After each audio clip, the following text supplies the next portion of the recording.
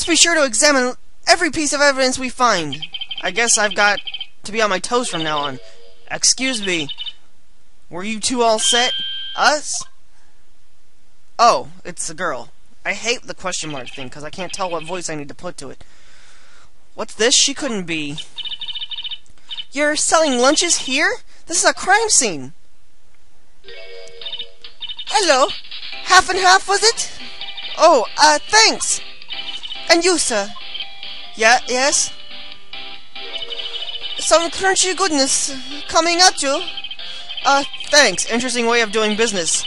This area is off limits to anyone without clearance, especially passers-by. Are you officers?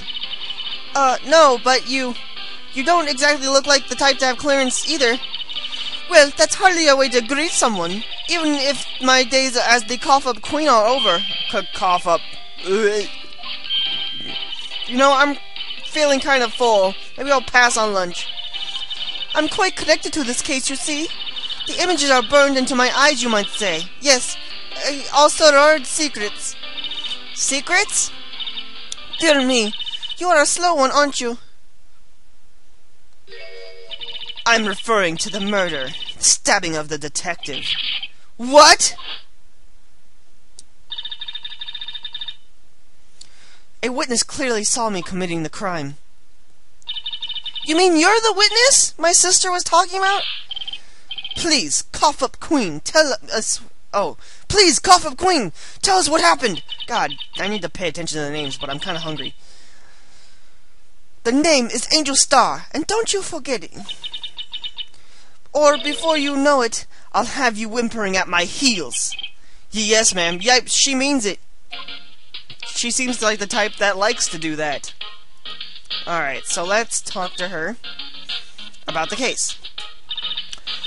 Somehow, I knew yesterday was a day of destiny. I knew something was going to happen. Just like I know that the daily special on Friday every week is salmon.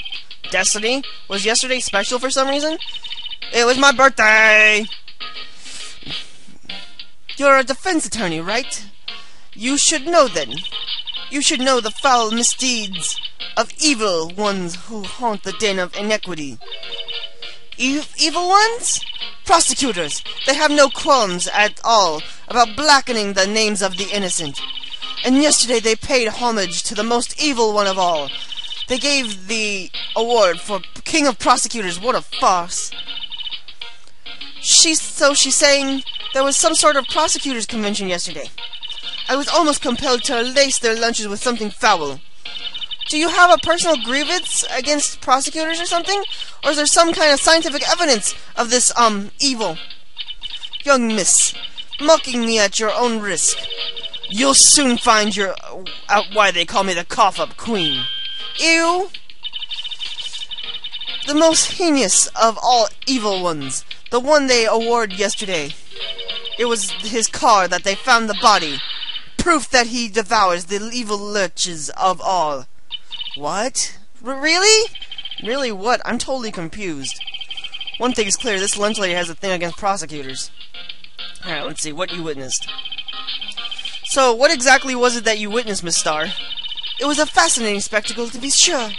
I now feel I know what they say when they talk about a woman's wrath. To see Lana Skye wield that knife so.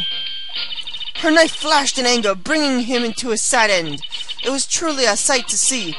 You mean you saw the very moment of the crime? The sound of his silvery ties to this world, beginning to cruelly cut, still ring in my ears. The rhythmic beat of Lana's knife. Wait a second, you know Lana Skye? Of course. It's quite a feat becoming chief prosecutor.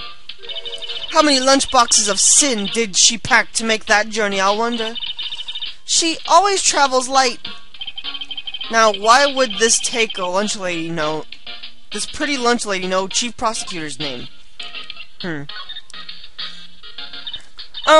we ask you a bit about yourself, Miss Starr? I come here every day to sell lunches. I import only the freshest and best from the Far East. For some reason, the box lunches are hit here. Why not make lunches here rather than import them? Did you say something? No. Only true connoisseurs can understand. The kind you can only tell someone who has tried the General Toast Trilobite lunch set. Never mind, you win! I don't even want to appreciate part of the Trilobite's flavor. Anyway, I come here every day to sell lunches. My boyfriend works in the security room here at the prosecutor's office. Your boyfriend? See the security room over there? The glass-walled booth? I sell my lunches here, and since I'm here anyway, I drop in to see him. Since you're here anyway, I guess selling lunches is more important than romance. So, the scientific analysis for the data available so far, you, Star, are a lunch vendor with ulterior motives for coming here. Useful analyst. Not. Alright, prosecutor's office. Did you have a bad experience with prosecutors, Miss Star? I sense some hostility. Hostility? Ha! Perhaps. Prosecutors are all alike. The bigger they are, the worse they smell. Kind of like 10-day-old clams in the chowder. Ew. I wonder if Miss Star was involved in some sort of legal trouble in the past. That'd be sure to cause food poisoning, scientifically speaking, of course. I mean, now you're talking cough-up queen. I thought she was just a lunch vendor, but now I'm not so sure. Alright, well, we're done talking to her.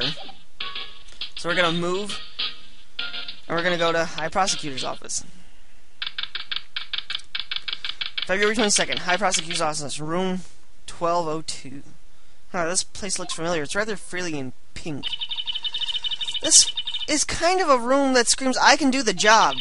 Quite a change from your office, really. Thanks.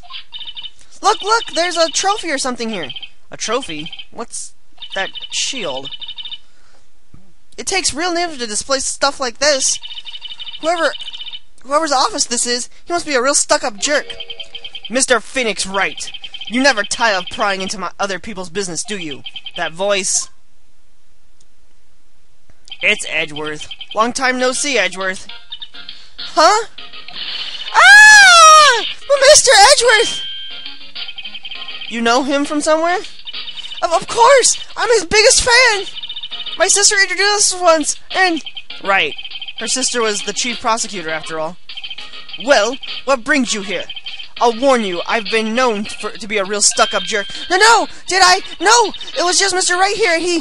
Hey! Don't blame me! We're just here to investigate a murder case. Murder?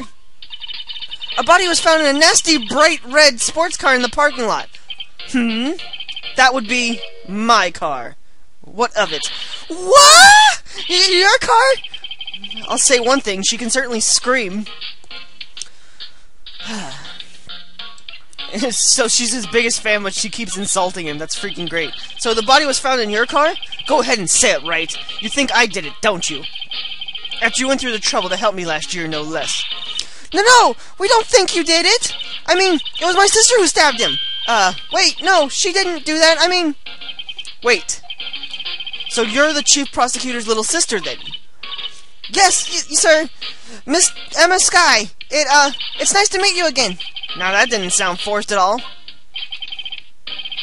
Ah, now I remember. You've really grown. I'll admit, it was a surprise to me, too. To think my own car would become the scene of a murder. More surprising still, now I'm forced to prove my superior's guilt. I can understand. Well, wait.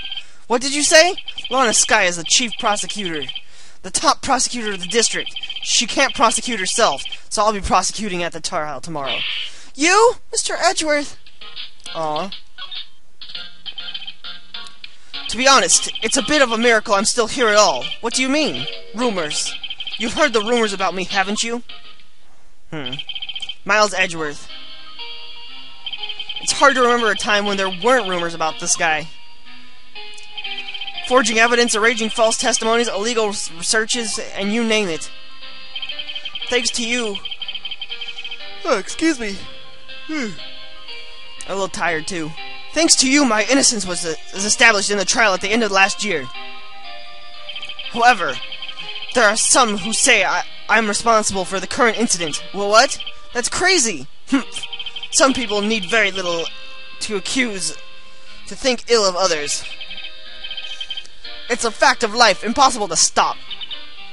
But some of them even go as far as to present me with little toys like this. They think it's funny. toys? That bronze shield? There's gotta be a story behind that one. Alright, let's talk to her about Lana. Him! Shit.